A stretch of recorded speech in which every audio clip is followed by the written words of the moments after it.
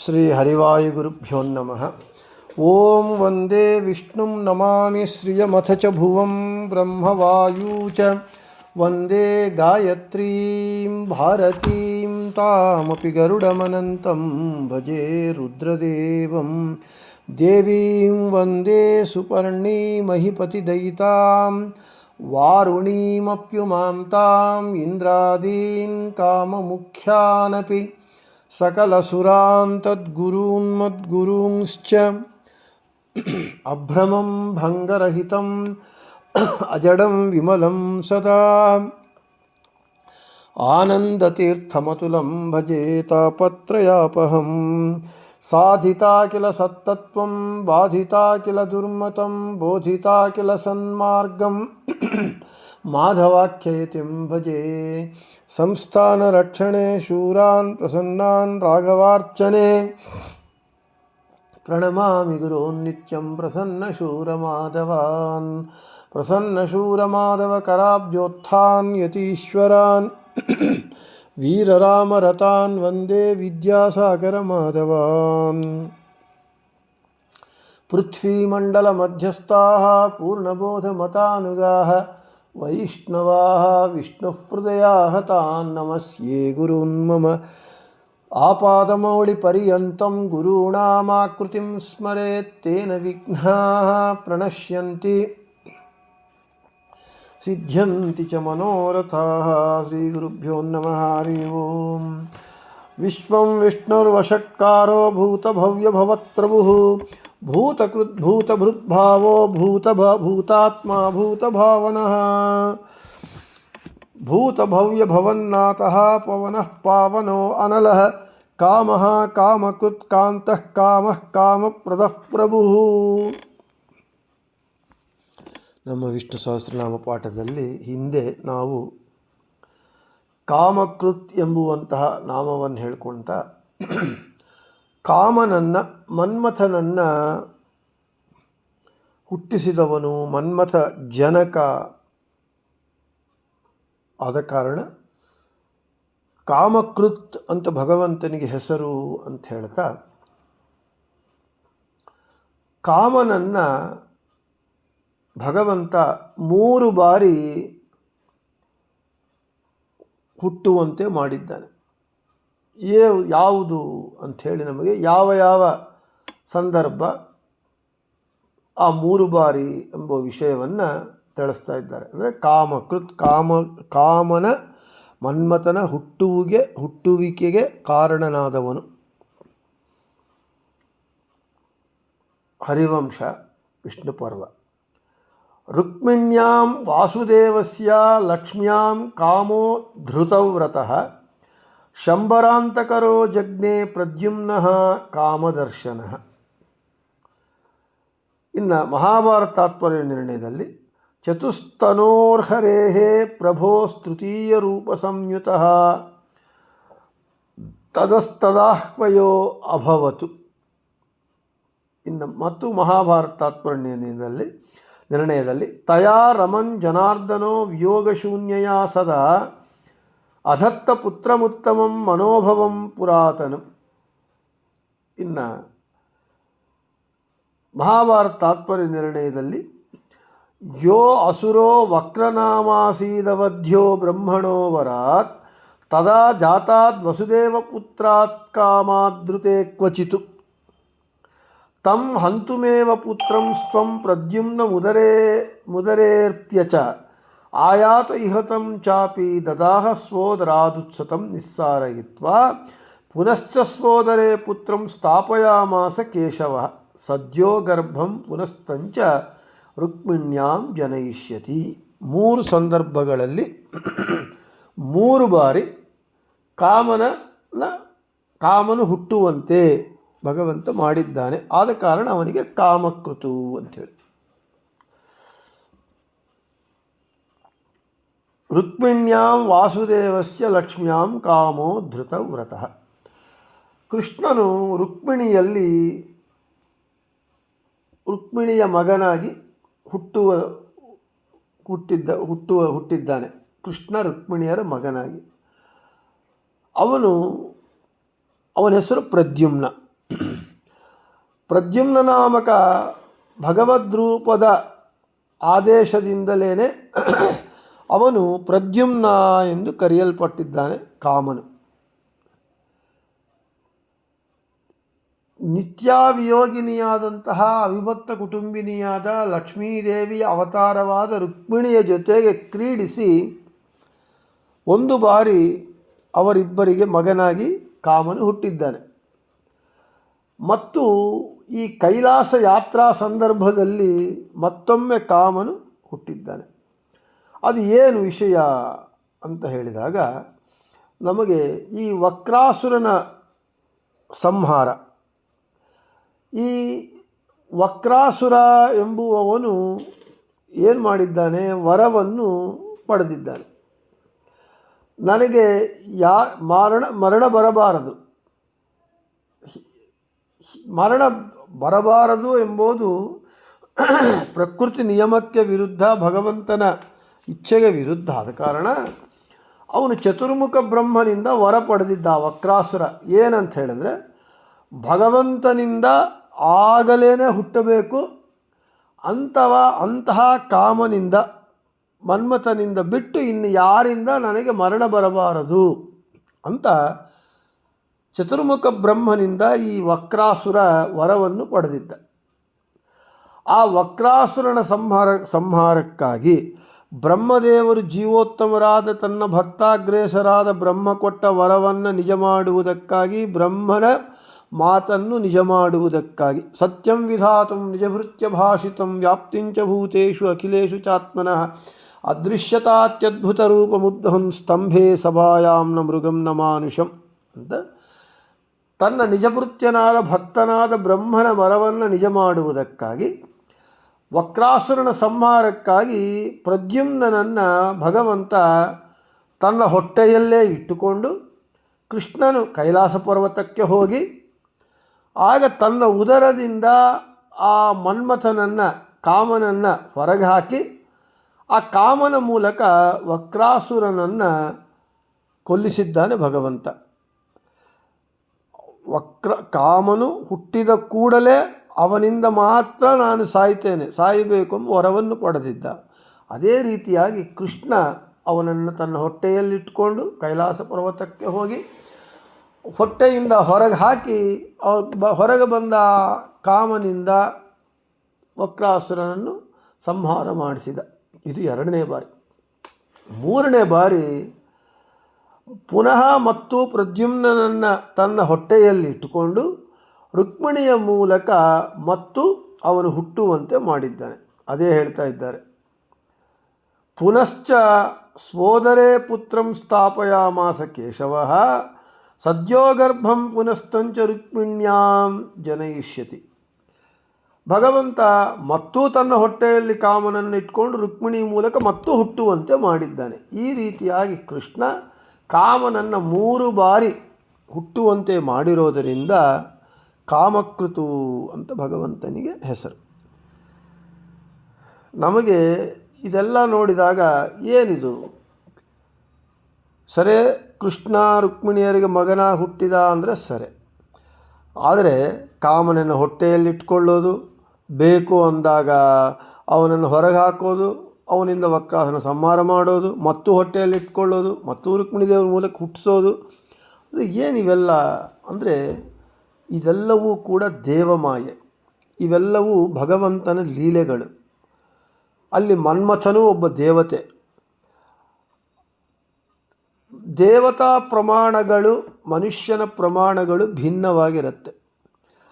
ನಾವು ನಮ್ಮ ಪ್ರಮಾಣಗಳಿಂದ, ನಮ್ಮ ಅಲ್ಪವಾದ ಜ್ಞಾನದಿಂದ, ಬುದ್ಧಿಯಿಂದ ನಾವು ಭಗವಂತನ ಚರ್ಯಗಳನ್ನು, ಕ್ರಿಯೆಗಳನ್ನು ನಾವು ಅಳಿಲಿಕ್ಕೆ ಹೋಗಬಾರದು. ಅವನದೇ ಪ್ರತ್ಯೇಕ. ಅವನು ಭಗವಂತ ಅಘಟನಾಘಟನ ಸಮರ್ಥ. ದೇವತೆಗಳು ಭಗವಂತನ ಅನುಗ್ರಹದಿಂದ ಅಘಟನಾಘಟನ ಸಮರ್ಥರಾಗಿದ್ದಾರೆ.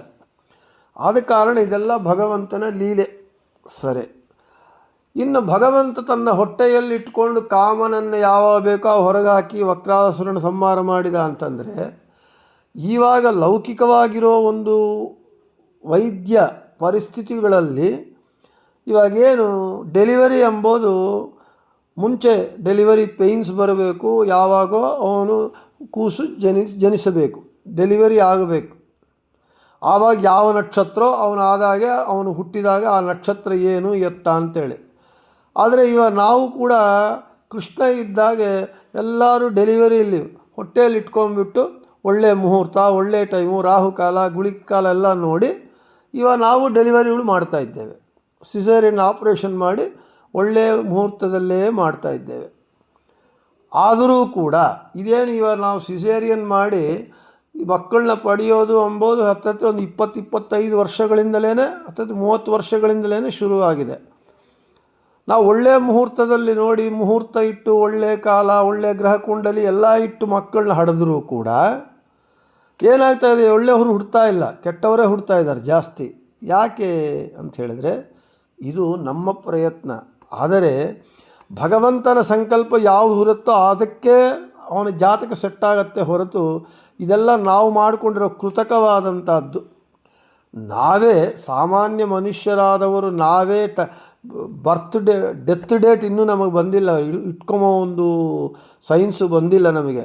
ಬರ್ತ್ ಡೇಟು, ಟೈಮು, ಪ್ಲೇಸು ಎಲ್ಲವೂ ಕೂಡ ನಾವೇ ನಿರ್ಣಯ ಮಾಡಿಕೊಂಡು ಮಾಡುವಂತಹ ತಾಂತ್ರಿಕ ಜ್ಞಾನದಿಂದ ನಾವೇ ಮಾಡ್ತಾ ಇರೋವಾಗ ಅಘಟನಾಘಟನ ಸಮರ್ಥನಾದ, ಅಪ್ರಾಕೃತನಾದ, ಸರ್ವಸಮರ್ಥನಾದ, ಸರ್ವೋತ್ತಮನಾದ, ಸರ್ವತಂತ್ರ ಸ್ವತಂತ್ರನಾದ ಭಗವಂತ ಕಾಮನನ್ನು ಹೊಟ್ಟೆಯಲ್ಲಿಟ್ಕೊಳ್ಳೋದು, ಬೇಕಾದ ಹೊರಗೆ ಹಾಕೋದು, ಮತ್ತು ಒಳಗಿಟ್ಕೊಳ್ಳೋದು ಇವೆಲ್ಲ ಏನು ದೊಡ್ಡ ವಿಷಯಗಳೇ ಅಲ್ಲ. ನಾವೇ ಮಾಡ್ತಾ ಇರೋವಾಗ ಅವನು ಮಾಡುವುದು ಏನು ವಿಷಯವಿಲ್ಲ. ಆದ ಕಾರಣ ಇದೇನು ಭಗವಂತನಿಗೆ ಅಸಾಧ್ಯ ಅಂತ ನಾವೇನು ಭಾವಿಸಬೇಕಾದಂತಹ ಅಗತ್ಯ ಇಲ್ಲ.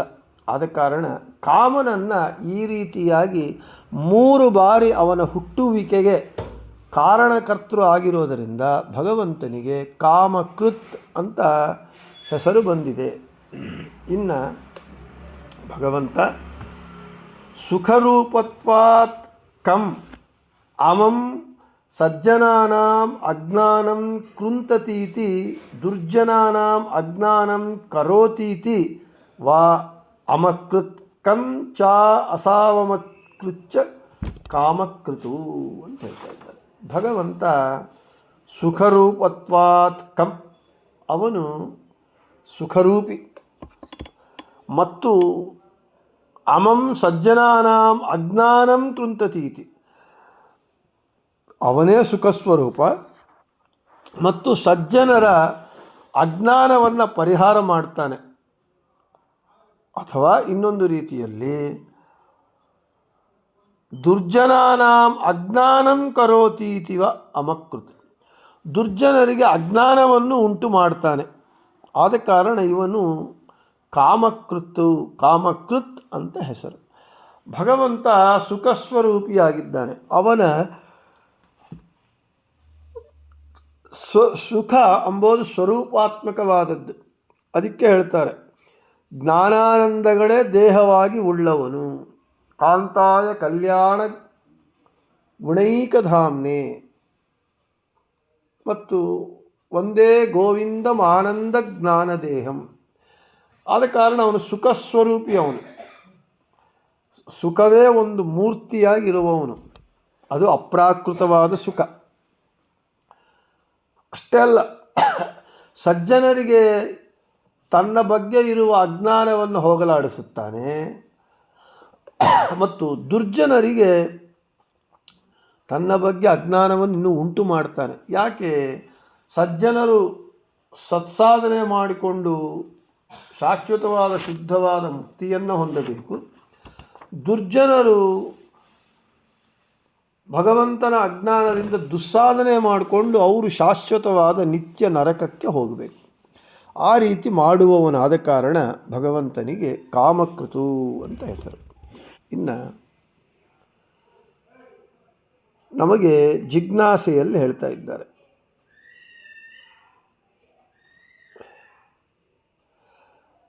ನಾವು ಸ್ವಪ್ನವನ್ನು ಕಾಣ್ತಾ ಇರ್ತೇವೆ. ಸ್ವಪ್ನದಲ್ಲಿ ನಾವು ಏನೇನೋ ಕಾಣ್ತೇವೆ, ಒಳ್ಳೆಯ ಸ್ವಪ್ನಗಳು, ಕೆಟ್ಟ ಸ್ವಪ್ನಗಳು. ಒಳ್ಳೆಯ ಸ್ವಪ್ನದಲ್ಲಿ ಏನೋ ನಮಗೆ ಲಾಭ ಬಂದಾಗೆ, ಒಂದು ವೆಹಿಕಲ್ ಕೊಂಡ್ಕೊಂಡಾಗೆ, ಮನೆ ಕೊಂಡ್ಕೊಂಡಾಗೆ, ಇನ್ನೆಲ್ಲೋ ಫಾರಿನ್ಗೆ ಹೋದಾಗೆ ಸ್ವಪ್ನ, ಅಥವಾ ಆಕ್ಸಿಡೆಂಟ್ ಆಗಿ ಕೈಕಾಲು ಮುರಿದಾಗೆ ಏನೋ ಸ್ವಪ್ನಗಳು ಬರುತ್ತೆ. ಈ ಸ್ವಪ್ನ ನಮಗೆ ಎದ್ದು ಕೂತ್ಕೊಳ್ತೇವೆ, ಆದರೆ ಏನೂ ಇರಲ್ಲ ಸ್ವಪ್ನ. ಈ ಸ್ವಪ್ನ ಭ್ರಾಂತಿಯನ್ನು ಮುಖ್ಯ ಪ್ರಾಣಾಂತರ್ಯಾಮಿಯಾಗಿ ಭಗವಂತ ಸೃಷ್ಟಿ ಮಾಡ್ತಾನೆ. ಆದರೆ ಭಗವಂತ ಸ್ವಪ್ನ ಅದು ಭ್ರಾಂತಿಯಲ್ಲ, ನಿಜವೇ, ಸಾಕ್ಷಾತ್ ಭ್ರಾಂತಿಯನ್ನು ಉಂಟು ಮಾಡೋದಿಲ್ಲ ಅಂತ ಆಚಾರ್ಯರು ಭಾಗವತ ತಾತ್ಪರ್ಯ ನಿರ್ಣಯದಲ್ಲಿ ಉದಾಹರಣೆ ಕೊಟ್ಟು ಹೇಳ್ತಾರೆ. ಆದರೆ ನಮಗೆ ಸ್ವಪ್ನ ಸತ್ಯವೋ ನಿತ್ಯವೋ ಅಂಥೇಳಿ ಪ್ರಶ್ನೆ. ನಮಗೆ ಬ್ರಹ್ಮಮೀಮಾಂಸಾ ಶಾಸ್ತ್ರದಲ್ಲಿ ಬ್ರಹ್ಮಸೂತ್ರಗಳಲ್ಲಿ ಸಂಧ್ಯೆ ಸೃಷ್ಟಿರಾಹಿ ಸಂಧ್ಯಾಧಿಕರಣ ಅಂತ ಒಂದು ಅಧಿಕರಣವೇ ಇದೆ. ಈ ಸ್ವಪ್ನಗಳ ಮೇಲೆ ಒಂದು ಅಧಿಕರಣ. ಸ್ವಪ್ನ ಸತ್ಯವೋ ಸುಳ್ಳೋ, ನಮಗೆ ನಾವು ಹೇಳ್ತೀವಿ, ಓ ಇದು ಸ್ವಪ್ನ ಅಂದರೆ ಇದು ಇಲ್ಲ, ನಾನು ಇಲ್ಲದೇ ಇದ್ದನ್ನು ನೋಡಿದೆ, ನಿಜವಾಗಲೂ ಇದ್ದಿದ್ರೆ ಅದು ಇರಬೇಕಾಗಿತ್ತು ಅಂತ ನಮಗೆ ಒಂದು ಭ್ರಾಂತಿ, ಸ್ವಪ್ನ ಭ್ರಾಂತಿ, ಕನಸು ನನಸು ಮಾಡಿಕೊಳ್ಳೋದು ಅಂತ ಹೇಳ್ತೇವೆ. ನಮಗೇನು ನಮ್ಮ ಕಲ್ಪನೆ ಸ್ವಪ್ನ ಎಂಬುದು ಭ್ರಾಂತಿ ಅಂತ, ಆದರೆ ಅದು ಭ್ರಾಂತಿಯಲ್ಲ. ಮುಖ್ಯ ಪ್ರಾಣಾಂತರ್ಗತನಾಗಿ ಈ ಭಗವಂತ ಸ್ವಪ್ನಗಳನ್ನು ಸೃಷ್ಟಿ ಮಾಡ್ತಾನೆ. ಎಲ್ಲಿದ್ದು? ನಮಗೆ ಜಾಗೃತಾವಸ್ಥೆ, ಸ್ವಪ್ನಾವಸ್ಥೆ, ಸುಷುಪ್ತಿ ಅವಸ್ಥೆ ಅಂತ 3 ಅವಸ್ಥೆಗಳು. ಜಾಗೃತಾವಸ್ಥೆ ಎಚ್ಚರ ಅವಸ್ಥೆ. ಜಾಗೃತಾವಸ್ಥೆಯಲ್ಲಿ ಭಗವಂತ ವಿಶ್ವನಾಮಕನಾಗಿ ಬಲಗಣ್ಣಿನ ತುದಿಯಲ್ಲಿದ್ದು ನಮ್ಮ ಚಲನವಲನಗಳನ್ನು ನಿಯಂತ್ರಣ ಮಾಡ್ತಾನೆ. ಅದೇ ಭಗವಂತ ಸ್ವಪ್ನಾವಸ್ಥೆಯಲ್ಲಿ ಕಂಠದಲ್ಲಿ ಬಂದು ತೈಜಸ ನಾಮಕನಾಗಿ ಸ್ವಪ್ನಗಳನ್ನು ಮುಖ್ಯ ಪ್ರಾಣಾಂತರ್ಗತ ಮೂಲಕ ಅವನ ಅಂತರ್ಯಾಮಿಯಾಗಿದ್ದು ಸ್ವಪ್ನಗಳನ್ನೆಲ್ಲ ಸೃಷ್ಟಿ ಮಾಡ್ತಾನೆ. ನಮ್ಮ ವಾಸನಾ ಸಂಸ್ಕಾರಗಳನ್ನು ಹಿಡಿದು ಸ್ವಪ್ನಗಳನ್ನು, ದುಸ್ವಪ್ನಗಳು, ಒಳ್ಳೆಯ ಸ್ವಪ್ನಗಳು ಸೃಷ್ಟಿ ಮಾಡ್ತಾನೆ. ಆದರೆ ಅದು ಸ್ವಪ್ನದಲ್ಲಿ ನಾವು ಎಲ್ಲವೂ ಅನುಭವಿಸುತ್ತೇವೆ. ಆದರೆ ಎಚ್ಚರ ಆದಮೇಲೆ ನಮಗೆ ನಾನು ಅನುಭವಿಸಿದ್ದೇನೆ ಎಂಬ ಅನುಭವ ಇದೆ, ಆದರೆ ಎಚ್ಚರ ಆದಮೇಲೆ ಅದಿಲ್ಲ.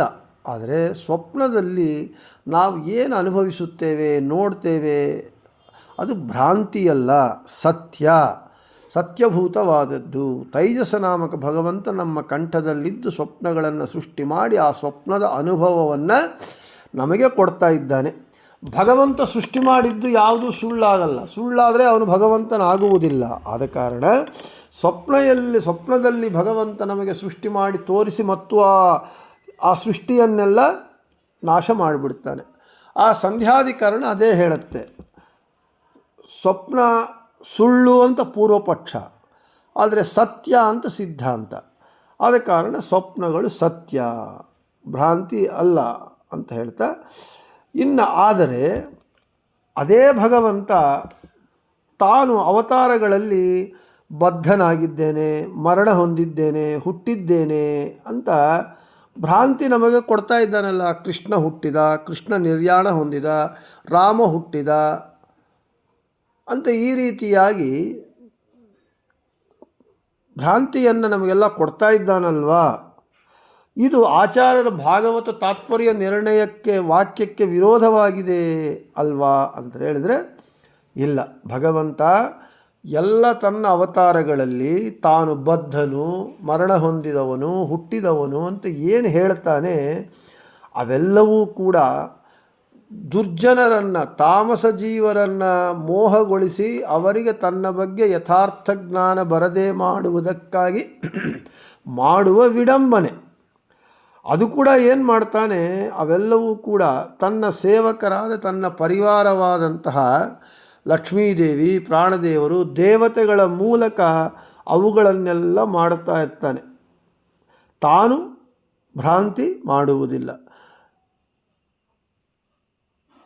ರಾಮಚಂದ್ರ ರಾವಣಾಸುರನನ್ನು ಸಂಹಾರ ಮಾಡಿ ರಾವಣನ ಸೆರೆಯಲ್ಲಿದ್ದ ಸೀತಾದೇವಿಯನ್ನು ತಂದು ಆಕೆಯನ್ನು ಅಗ್ನಿಪ್ರವೇಶ ಮಾಡಿಸಿ ಲೋಕಕ್ಕೆ ಸಾರಿ ತಾನು ಬಂದು ಸೀತೆಯನ್ನು ಸ್ವೀಕಾರ ಮಾಡಿ ರಾಜ್ಯವನ್ನು ಆಳ್ತಾ ಇರುವಾಗ ಆವಾಗ ಜನರು ಅಂದರು, ರಾಮಚಂದ್ರ ಪರಪುರುಷನ ಸೆರೆಯಲ್ಲಿದ್ದ ಸೀತಾದೇವಿಯನ್ನು ಮತ್ತು ಪರಿಗ್ರಹಣ ಮಾಡಿದ್ದಾನೆ. ಇವನು ಸ್ತ್ರೀಲೋಲ ಅಂತ ಮಾತು ಬಂತು. ಯಾಕೆ ಬಂತು ಅಂತ ಹೇಳಿದರೆ, ಭಗವಂತನೇ ಲಕ್ಷ್ಮೀದೇವಿಯ ಮೂಲಕ, ಮಾಯಾನಾಮಕಳಾದ ಲಕ್ಷ್ಮೀದೇವಿ ಮೂಲಕ, ಮಾಯೆಯಿಂದ ದುರ್ಗಾದೇವಿ ಮೂಲಕ ಆ ಸುರಾಣಕರು ಎಂಬ ರಾಕ್ಷಸರು ರಾಮನ ರಾಜ್ಯದಲ್ಲಿ ಇದ್ದು ರಾಮರಾಜ್ಯದ ಪ್ರಭಾವದಿಂದ, ಆದರೆ ಸ್ವತಃ ಅವರು ತಾಮಸರು, ಅವರು ನರಕಕ್ಕೆ ಹೋಗಬೇಕಾದವರು ಸಹವಾಸ ದೋಷದಿಂದ ರಾಮರಾಜ್ಯ ಪ್ರಭಾವದಿಂದ ಅವರು ಸಜ್ಜನರಾಗಿಬಿಟ್ಟು ಮುಕ್ತಿಗೆ ಹೋಗುವ ಪ್ರಸಂಗ ಬಂದಾಗ, ಆವಾಗ ಲಕ್ಷ್ಮೀದೇವಿ ಮೂಲಕ ಆ ಸುರಾಣಕ ರಾಕ್ಷಸಗಣಕ್ಕೆ ಮೋಹವನ್ನು ಉಂಟು ಮಾಡಿ ರಾಮಚಂದ್ರನ ಮೇಲೆ ಇಲ್ಲದೇ ಇರುವ ಅಪವಾದವನ್ನು ಬರುವಂತೆ ಮಾಡಿ, ಆ ಅಪವಾದದಿಂದ ಸೀತಾವಿಯೋಗವನ್ನು ರಾಮ ಮಾಡುವಂತೆ ಮಾಡಿದ. ಯಾಕೆ ಮಾಡಿದ ಅಂದರೆ, ಅವರು ತಾತ್ಪರ್ಯನಿರ್ಣಯದಲ್ಲಿ ಆಚಾರ್ಯ ಹೇಳ್ತಾರೆ, ಅವರು ತಪಸ್ಸು ಮಾಡ್ತಾರೆ ಬ್ರಹ್ಮನನ್ನು ಕುರಿತು, ನಾವು ಏನೇ ತಪ್ಪು ಮಾಡಿದರೂ ಮೋಕ್ಷಕ್ಕೆ ಹೋಗಬೇಕು ಅಂತ. ಈ ರಾಕ್ಷಸರ ಬೈಕೆಗಳೆಲ್ಲ ಹಾಗೇ ಇರುತ್ತೆ.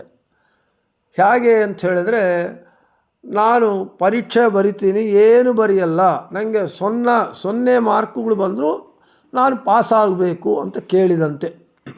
ಹಾಗೆ ನಾವು ಏನೇ ಪಾಪ ಮಾಡಿದರೂ ನಾವು ಮುಕ್ತಿಗೆ ಹೋಗಬೇಕು ಅಂತ ಬ್ರಹ್ಮದೇವರನ್ನು ಕೇಳಿದಾಗ, ಆವಾಗ ಬ್ರಹ್ಮದೇವರು ಹೇಳಿದರು, ನೋಡಪ್ಪ, ಅವಿಭಕ್ತ ದಂಪತಿಯರಾದಂತಹ ಲಕ್ಷ್ಮೀನಾರಾಯಣರ ಮಧ್ಯೆ ನೀವು ಅಗಲಿಕೆ ಎಂಬುವ ಪಾಪ ಬಿಟ್ಟು ಇನ್ನು ಯಾವ ಪಾಪ ಮಾಡಿದರೂ ನೀವು ಮೋಕ್ಷಕ್ಕೆ ಹೋಗ್ತೀರಿ. ಅದು ಬ್ರಹ್ಮನ ವರವನ್ನು ನಿಜ ಮಾಡುವುದಕ್ಕಾಗಿ ರಾಮಚಂದ್ರ ಮಾಯಾನಾಮಕಳಾದ ಲಕ್ಷ್ಮೀದೇವಿ ಮೂಲಕ ಅವರಿಗೆ ಬುದ್ಧಿಯನ್ನು ಕೆಡಿಸಿ ಅವರು ಈ ರೀತಿಯಾಗಿ ರಾಮನ ಮೇಲೆ ಅಪವಾದ ಹಾಕಿಸಿದಾಗ, ರಾಮ ತಾನು ಪ್ರಜಾಪರಿಪಾಲಕನಾಗಿ ಪ್ರಜಾವಾಕ್ಯವನ್ನು ಪಾಲನೆ ಮಾಡಬೇಕು ಅಂಥೇಳಿ ಸೀತಾದೇವಿಯನ್ನು ಮತ್ತು ಅರಣ್ಯಕ್ಕೆ ಕಳಿಸಿದ. ಆದರೆ ವಾಸ್ತವವಾಗಿ ಸೀತಾದೇವಿಯನ್ನು ರಾಮಚಂದ್ರ ಬಿಟ್ಟೇ ಇಲ್ಲ, ಅವರಿಬ್ಬರ ಮಧ್ಯ ಅಗಲಿಕೆ ಎಂಬುದೇ ಇಲ್ಲ. ಆದರೆ ದುರ್ಜನರಾದ ಇವರಿಗೆ, ನಮ್ಮ ಮಾತಿನ ಮೇಲೆ ರಾಮಚಂದ್ರ ಸೀತಾದೇವಿಯನ್ನು ಬಿಟ್ಟ, ಅವರಿಬ್ಬರ ಮಧ್ಯೆ ಅಗಲಿಕೆ ಬಂತು ಎಂಬುವ ಅಜ್ಞಾನ ಅವರಿಗೆ ಬಂತು. ಅದರಿಂದ ಬ್ರಹ್ಮದೇವರ ವರ ಸಫಲವಾಯಿತು. ಅದರಿಂದ ಅವರು ಮುಕ್ತಿಗೆ ಹೋಗದಂತೆ ಆಯಿತು. ಈ ರೀತಿಯಾಗಿ ಭಗವಂತ ಬೇರೆಯವರಿಂದ ದುರ್ಜನರಿಗೆ ಭ್ರಾಂತಿಯನ್ನು ಉಂಟು ಮಾಡ್ತಾನೆ ಹೊರತು ತಾನು ಮಾಡುವುದಿಲ್ಲ. ಆದ ಕಾರಣ ಏನು ಈ ಸ್ವಪ್ನ ಭ್ರಾಂತಿ ಅಲ್ಲ ಸತ್ಯ ಆದರೆ ಅಂತ ಹೇಳ್ತಾ ಮತ್ತು ತಾನು ಬದ್ಧನು ಮರಣ ಹೊಂದಿದವಂತ ಇವೆಲ್ಲ ಹೇಳ್ತಾನಂದರೆ ಅದೆಲ್ಲವೂ ಕೂಡ ಆಚಾರ್ಯರ ಮಾತಿಗೆ ವಿರೋಧವಾಗಿ ಇಲ್ಲ ಅಂತ ಹೇಳಿ ಜಿಜ್ಞಾಸೆಯನ್ನು ಹೇಳಿ, ಇನ್ನು ಬೃಹತಿ ಸಹಸ್ರದ ಪ್ರಕಾರ ಕಾಮಕೃತ್ ಎಂಬುದಕ್ಕೆ ಓಂ ಕಾಮಕೃತೇ ನಮಃ, ಓಂ ಪಿಪೇಹೆ ಅಕಾರಿತೆ ಹರಿವೋ ಬ್ರಹ್ಮನವ್ಯಂ ಯಾ ಸ್ಯಾಮರಥ್ಯ ಸದಾಸಹ ಇಂದ್ರೋ ಮದಾಯ ವಾವೃಧೆ ಶವಸೇ ವೃತ್ರಃ. ಹರಿವಃ ಹಸಿರು ಬಣ್ಣದ ಕುದುರೆ ಏರಿದ ಇಂದ್ರನೇ, ನವ್ಯಂ ಪ್ರಶಂಸಾರ್ಹವಾದ ಸೋಮವನ್ನು ಪಿಪೇಹೆ ನೀನು ಕುಡಿದಿರುತ್ತೀಯ, ಬ್ರಹ್ಮ ಸ್ತೋತ್ರವನ್ನು ತೇ ನಿನಗೆ ಧಿಯ ಬುದ್ಧಿಪೂರ್ವಕವಾಗಿ ಅಕಾರಿ ನನ್ನಿಂದ ಮಾಡಲ್ಪಟ್ಟಿತು. ಅದರಿಂದ ನಾವು ರಥದ ಒಡೆಯರು ಸದಾಸಾಹ ಸೇವಕರಿಂದ ಕೂಡಿದವರು ಸ್ಯಾಮ ಆಗಿದ್ದೇವೆ. ವೃತ್ರನನ್ನು ಕೊಂದ ಇಂದ್ರ ಪರಮೇಶ್ವರನು ಮದಾಯ ಸಂತೋಷಕ್ಕಾಗಿ, ಶಿವಸೆ ಭಕ್ತರಿಗೆ ಸುಖ ನೀಡುವುದಕ್ಕಾಗಿ, ವಾವೃಧೆ ಬೆಳೆದವನಾಗಿದ್ದಾನೆ. ಅಂದರೆ ನಮ್ಮ ಕಾಮನೆಗಳನ್ನೆಲ್ಲ ಪೂರೈಸುವ ಭಗವಂತನನ್ನು ಇಲ್ಲಿಯವರೆಗೂ ನಾವು ಕಾಮಹ ಅಂತ ಹೇಳಿದ್ದೇವೆ. ಭಗವಂತ ಸೋಮರಸವನ್ನು ಕುಡಿದಿದ್ದಾನೆ, ಅವನು ನಮ್ಮ ಮೇಲೆ ಅನುಗ್ರಹ ಮಾಡ್ತಾನೆ. ನಿಶ್ಚಯ ನಾವು ಅವನನ್ನು ಭಕ್ತಿಪೂರ್ವಕವಾಗಿ ಸ್ತೋತ್ರವನ್ನು ಮಾಡ್ತೇವೆ. ಅದರಿಂದ ಅವನು ಅಶ್ವದಾಯಿ, ಗೋದಾಯಿ, ಧನದಾಯಿ, ಮಹಾಧನೆ ಅಂತ ನಮಗೆಲ್ಲರ ಧನವನ್ನು ಸಂಪತ್ತನ್ನು ಕೊಡ್ತಾನೆ, ಸೇವಕರನ್ನು ಕೊಡ್ತಾನೆ. ಇಂದ್ರನನ್ನು ಕೊಂದಂತಹ ಹೇ ಇಂದ್ರನಾಮಕ ಭಗವಂತನೇ, ನಮಗೆಲ್ಲ ಅಡ್ಡಿಗಳು ಇಲ್ಲದೆ ಮಾಡಿದ್ಯಾ ನೀನು ನಮಗೆ ಸಂತೋಷ ಉಂಟು ಮಾಡುವುದಕ್ಕೆ, ಸುಖ ನೀಡುವುದಕ್ಕೆ ನೀನು ಯಜ್ಞ ಮಂಟಪದಲ್ಲಿ ಬಂದು ನಿಲ್ಲುತ್ತಾನೆ, ನೀನು ಬೆಳಗುತ್ತಾ ಇರ್ತೀಯ ಅಂತ ಹೇಳ್ತಾ ಅದಕ್ಕೆ ಹೇಳ್ತಾರೆ, ಕಾಮಕೃತ್ ಅಂದರೆ ಸುಖಕ್ಕಾಗಿ, ಅಮಂ ಹೆಚ್ಚುಗಾರಿಕೆ ನೀಡುವುದಕ್ಕೆ, ಕೃತ್ ಯಜ್ಞದಲ್ಲಿ ಅಭಿವ್ಯಕ್ತನಾಗಿರೋದರಿಂದ. ಅಂದರೆ ತನ್ನ ಭಕ್ತರಿಗೆ ಸುಖವನ್ನು ನೀಡುವುದಕ್ಕಾಗಿ ಯಜ್ಞದಲ್ಲಿ ಅಭಿವ್ಯಕ್ತನಾಗಿರೋದರಿಂದ ಅವನು ಭಗವಂತನಿಗೆ ಕಾಮಕೃತ್ ಅಂತ ಹೆಸರು ಅಂತ ಹೇಳ್ತಾ, ನಾನು ಹೇಳಿದಂತೆ ಹಿಂದೆ ನಮ್ಮ ಗಿರಿಧರ್ ಬೋರೆ ಅವರು ಸಂಗ್ರಹ ಮಾಡಿರುವಂತಹ ವ್ಯಾಖ್ಯಾನಗಳನ್ನು ಇಲ್ಲಿವರೆಗೂ ನಾವೇನು ಹೇಳಿಕೊಂಡಿರ್ತೇವೆ ಅದೆಲ್ಲ ಇನ್ನು ನಟ್ಶಲ್ ಒಂದು ಸಿಂಗಲ್ ಸೆಂಟೆನ್ಸ್ ಒಳಗೆ ಜಿಷ್ಟು ಒಂದು ಸಲ ಹೇಳೋಣ. ಕಾಮಕೃತ್ ವಿದ್ಯಾಧಿರಾಜರು ಏನು ಹೇಳ್ತಾರೆ, ಸತಾಂ ಮನೋರಥಂ ಕರೋತೀತಿ, ಭಕ್ತರ ಮನೋರಥವನ್ನು ಪೂರೈಸುವವನಾದ ಕಾರಣ ಅವನಿಗೆ ಕಾಮಕೃತು. ವಾದಿರಾಜ ತೀರ್ಥರು ಕಾಮಂ ಕರೋತೀತಿ, ಕಾಮಪಿತ, ಕಾಮದೇವನನ್ನು ಕಾಮನನ್ನು ಹುಟ್ಟಿಸಿರುವವನಾದ ಕಾರಣ ಕಾಮಕೃತು. ಸತ್ಯಸಂಧ ತೀರ್ಥರು ಕಾಮಂ ಭಕ್ತಾಭಿಲಷಿತಂ ಕರೋತೀತಿ, ಭಕ್ತರ ಅಭಿಲಾಷಗಳನ್ನು ಪೂರೈಸುವವನಾದ ಕಾರಣ ಕಾಮಕೃತು. ಇನ್ನು ರಘುನಾಥ ತೀರ್ಥರು ಇಲ್ಲಿಯವರೆಗೂ ನಾವು ಬೃಹತಿ ಸಹಸ್ರದಲ್ಲಿ ಹೇಳಿಕೊಂಡಂತೆ ಆಸಮಂತಾತ್ ಮಾನಂ ಅಮಹ ವೃದ್ಧಿ ಕಂ ಸುಖಂ ಪ್ರತಿ ಆಮಂ ವೃದ್ಧಿಂ ಯಜ್ಞೇಶು ಅಭಿವ್ಯಕ್ತಂ ಕರೋತಿ ಇತಿ, ಭಕ್ತರಿಗೆ ಸುಖವನ್ನು ಅಭಿವೃದ್ಧಿ ಮಾಡುವುದಕ್ಕಾಗಿ ಕೊಡುವುದಕ್ಕಾಗಿ ಯಜ್ಞಗಳಲ್ಲಿ ಅವನು ಪ್ರಕಟನಾಗುತ್ತಾನೆ, ಅಭಿವ್ಯಕ್ತಿ ಆಗುತ್ತಾನೆ. ಆದ ಕಾರಣ ಭಗವಂತನಿಗೆ ಕಾಮಕೃತ್ ಅಂತ ಹೆಸರು ಅಂಥೇಳಿ ಇವತ್ತು ಕಾಮಕೃತ್ ನಾಮವನ್ನು ಮುಗಿಸಿ ನಾಳೆ ಕಾಂತಃ ಎಂಬುವಂತಹ ಭಗವಂತನ ನಾಮವನ್ನು ಹೇಳ್ಕೊಳ್ಳೋಣ ಅಂತ ಹೇಳ್ತಾ ಶ್ರೀಕೃಷ್ಣಾರ್ಪಣಮಸ್ತು ಮಧ್ವೇಶಾರ್ಪಣಮಸ್ತು. ಎಲ್ಲರಿಗೂ ಶುಭಮಸ್ತು.